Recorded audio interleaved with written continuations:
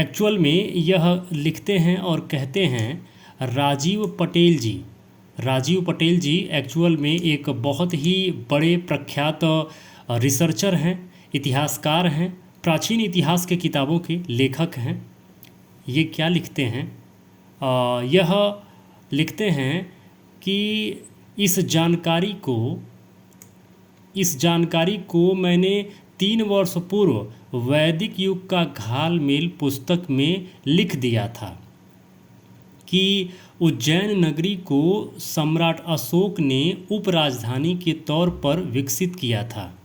सौभाग्य से उज्जैन नगर कर्क रेखा पर अवस्थित होने की वजह से यहाँ गुप्त शासक के चंद्रगुप्त द्वितीय उर्फ विक्रमादित्य ने खगोल विज्ञान केंद्र का शोध संस्थान स्थापित किया था। आज उस महाकाल मंदिर के विस्तारीकरण हेतु उत्खनन में पूर्वकालीन साक्ष्य निकल रहा है। ये राजीव पटेल जी लिख रहे हैं। खुदाई से निकले चित्र 1 को देखें, उस पर त्रिरत्न का निशान बना है। चलिए मैं अभी आपको त्रिरत्न के बारे में आगे बताता हूँ कि त्रिरत्न किस प्रकार अवशेष पे निकला हुआ है। ऐसे पूर्व काल में उत्खनन में भी वेधशाला, अशोक चक्र और बौद्ध सामग्री काफ़ी हद तक मिला है। तो चलिए त्रिरत्न जो मिला है अवशेषों पे, ये अन्य वेबसाइटों में देखते हैं कि ये 4 जून 2021 को इन्होंने ये पोस्ट लिखा है और उस समय की वेबसाइटों पे क्या पोस्ट था। तो जब हम चलते हैं, जैसे ये देखिए एक वेबसाइट पे क्या है, बड़ा खुलासा महाकाल मंदिर में 2000 साल पुराने मंदिर के अवशेष मिले। ध्यान दीजिएगा, बड़ा खुलासा महाकाल मंदिर में 2000 साल पुराने अवशेष मिले। 2000 साल, इस पे ध्यान दीजिएगा। नीचे आएंगे तो यहाँ पे आपको देखने को मिल जाएगा ये जो पुरातत्व विभाग के लोग खुदाई वहाँ पे कर रहे हैं, तो उसके फ़ोटोग्राफ आपको देखने को मिल जाएंगे। आगे बढ़ेंगे तो ये नवभारत टाइम्स का वेबसाइट है, नवभारत टाइम्स। ये क्या लिखते हैं? ये लिखते हैं उज्जैन में महाकाल मंदिर के नीचे एक और मंदिर, खुदाई में मिल रही ऐसी चीज़ें, एक्सपर्ट हैरान।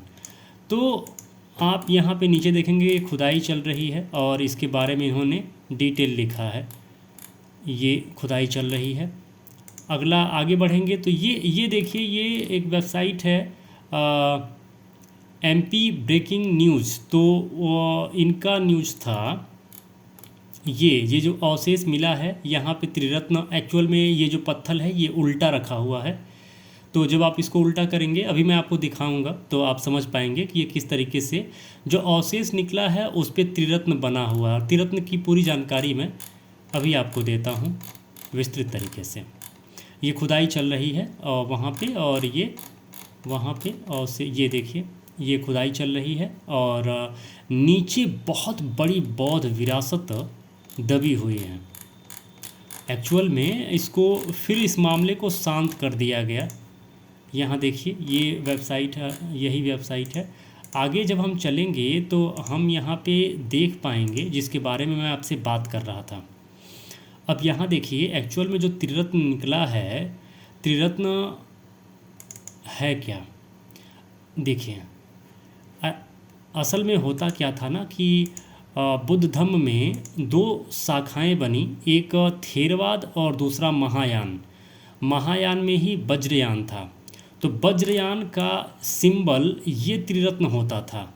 इसी त्रिरत्न को वज्रयान का सिंबल कहते हैं। अब हम अगर आगे बढ़ेंगे तो देखिए यहाँ ये वज्रयान का ये जो सिंबल है ना, ये देखिए यहाँ पे आपको दिख जाएगा। अभी यहाँ भी देखिए वज्रयान का सिंबल आपको दिख जाएगा। अब यहाँ देखिए ये यहाँ से राउंड करके यहाँ नीचे, फिर यहाँ राउंड करके यहाँ बीच में, तो ये त्रिरत्न का सिंबल मिल जाएगा। ये भी देखिए एक गौतम बुद्ध की यह मूर्ति है जिसे देव सूर्य मंदिर बिहार में बनाकर पाखंडी अपने कर्मकांड में लगे हुए हैं, पैसा उगाही का धंधा यहाँ बनाए हुए हैं। तो ये त्रिरत्न आप देख पा रहे होंगे। जब हम आगे बढ़ेंगे तो ये देखिए ये एक्चुअल में बोधिसत्व तारा हैं, जिन्हें बाद में दुर्गा इन्हीं के कॉन्सेप्ट से लिया गया। प्राचीन काल में ये बुद्ध धर्म की बोधिसत्व तारा थी। तो बोधिसत्व तारा ये वज्रयान शाखा में ये होता था। वज्रयान मैं पहले भी आपको बता चुका हूँ। बुद्ध धर्म में दो शाखाएं बनी, एक थेरवाद और दूसरा बना महायान। तो महायान में ये वज्रयान है, और वज्रयान जैसे किसी कंपनी का लोगो होता है ना, ऐसे ही वज्रयान का ये सिंबल होता है। इसको बोलते हैं त्रिरत्न, और इसी त्रिरत्न से बना है त्रिशूल, जिसका मैं वीडियो जिसका न्यूज कवर किया गया था, और उस न्यूज को मैं थंबनेल लगा दे रहा हूँ स्क्रीन पर। ये वीडियो देखने के बाद आप इस वीडियो को ज़रूर देखिएगा कि बुद्ध धर्म के त्रिरत्न से कैसे शंकर का त्रिशूल बना था। तो यहाँ पे आप ये देख सकते हैं। आगे बढ़ेंगे तो ये देखिए पूरी तरीके से ये क्लियर किया गया है कि ये क्या होता है। और अब आप यहाँ देखिए, अब यहाँ देख पा रहे होंगे कि ये जो है ना सिंबल बना हुआ है यहाँ पे, ये आप देखिए ऐसे। मैं एक काम करूँगा, आपको ये फ़ोटोग्राफ में आपको एक साथ दिखाने का कोशिश करूँगा, जिससे आप और भी अच्छे तरीके से समझ पाएंगे कि एक्चुअल में ये है क्या। अब आप यहाँ देखिए, ध्यान से देखिए, ये आप देख रहे हैं यहाँ से घुमा है और ये ऊपर की तरफ गया है, यहाँ से घुमा है ऊपर की तरफ गया है। इसमें भी आप देखिए यहाँ से ये त्रिरत्न घूमता है, ये नीचे और फिर ये ऊपर की तरफ जाता है। अब यहाँ पे देखिए, यहाँ इसमें, और ये जो सांची स्तूप सम्राट अशोक के द्वारा बनवाया गया था, तो सांची स्तूप पे जो गेट है, जो द्वार है, उसके ऊपर सम्राट अशोक द्वारा बनवाया गया ये त्रिरत्न आप देख सकते हैं। तो यहाँ देखिए ये त्रिरत्न यहाँ बना हुआ है, और फिर इसी को आप यहाँ देख सकते हैं। तो ये इंडिकेट करता है कि महाकाल मंदिर के नीचे एक बौद्ध विरासत दबी है, जिसको उजागर नहीं किया जा रहा है। यहाँ देखिए ये त्रिरत्न का सिंबल है, और यहाँ पे आप सेम उसी प्रकार का स्ट्रक्चर आप देख सकते हैं। ये देखिए सांची का स्तूप है, स्तूप पे सांची स्तूप का जो द्वार है उस पे ये सिंबल बना हुआ है।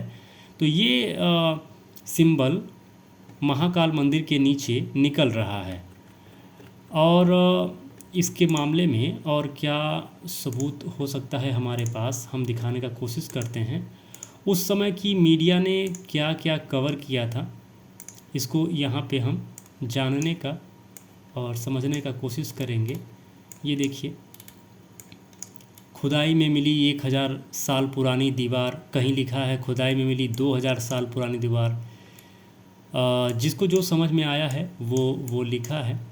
और जब हम यहाँ आगे बढ़ेंगे तो यहाँ पे क्या लिखते हैं, यह किताब है राजीव पटेल जी का वैदिक युग का घालमेल। अब इसमें कुछ इंडिकेट करते हैं इस मामले में। वैसे तो बहुत कुछ लिखा है, लेकिन कुछ चीज़ें मैं आपको पढ़ के बता रहा हूँ, सुना रहा हूँ। सम्राट चंद्रगुप्त द्वितीय उर्फ विक्रमादित्य ने ही अपने शासनकाल में खगोलीय ज्ञान को आगे बढ़ाते हुए भारत के कर्क रेखा पर स्थित उज्जैन नगर में एक वैधशाला बनवाई और इसे अपनी दूसरी राजधानी बनाया था। उस उज्जैन में खगोलीय वैधशाला के साथ साथ उज्जैनी विश्वविद्यालय की स्थापना भी करवाई थी। लेकिन आज उस उज्जैन से उत्खनन द्वारा प्राप्त वैधशाला और अशोक स्तंभ के जगह पर ब्राह्मणी मुगल गठजोड़ काल की महाकाल मंदिर स्थापित हो गई है। आज कहाँ चले गए वो उज्जैनी विश्वविद्यालय और खगोलीय वैधशाला के साक्ष्य? गुप्त काल की मुद्रा और वैधशाला का साक्ष्य चित्र संख्या 32 में देखें। तो ये लिखते हैं राजीव पटेल जी, और ये इनकी पुस्तक है, इसमें इसका पूरा विवरण है, आप देख सकते हैं। वैदिक युग का घालमेल, ये उज्जैन से सम्राट अशोक का जो ये धम्म चक्र है ये प्राप्त हुआ था। इसको आप यहाँ देख सकते हैं, महाकाल टेम्पल के पास से ये प्राप्त हुआ था, ये उज्जैन से प्राप्त हुआ था। यहाँ नीचे आप देख सकते हैं। एक और न्यूज़पेपर ने लिखा है, दैनिक भास्कर उस समय लिखता है कि 3/6/2021 में महाकाल परिसर से मिले पुरावशेष 11वीं शताब्दी के विक्रमादित्य कालीन पात्र बस्ती की दीवार भी मिली। यह एक न्यूज़पेपर है जो लिखता है कि वहाँ क्या क्या अवशेष मिल रहे हैं। और हम आगे बढ़ेंगे तो मैं आपको इसको डिटेल में पढ़ के सुना देता हूँ। ज्योतिर्लिंग महाकालेश्वर मंदिर परिसर में खुदाई में मिले पुरावशेष 11वीं शताब्दी में बनाए गए विशाल मंदिर के हैं। इनमें भारवाही, कीचक, स्तंभ, शिखर खंड आदि शामिल हैं। इनके अलावा विक्रमादित्य कालीन पुराने टूटे पात्र व पत्थरों की दीवार भी मिली है। पुरातत्व विद्वानों का मानना है कि 1228 में यह विरासत बनी होगी, ऐसा संभावना जताया जा रहा है। इन सारे साक्ष्यों को अगर हम देखते हैं तो ये पाते हैं कि कहीं ना कहीं यह बौद्ध विरासत रही है। जो अवशेष मिले हैं, यह अवशेष इंडिकेट करते हैं कि यह त्रिरत्न साफ साफ सामने दिख रहा है। राजीव पटेल जी इसी तरफ इंगित करना चाहते हैं कि जैसे भारत के अन्य प्राचीन मंदिर भी बौद्ध विहार हैं, उसी प्रकार महाकालेश्वर महाकाल मंदिर भी प्राचीन बौद्ध विहार के ऊपर उसको बनाया गया है।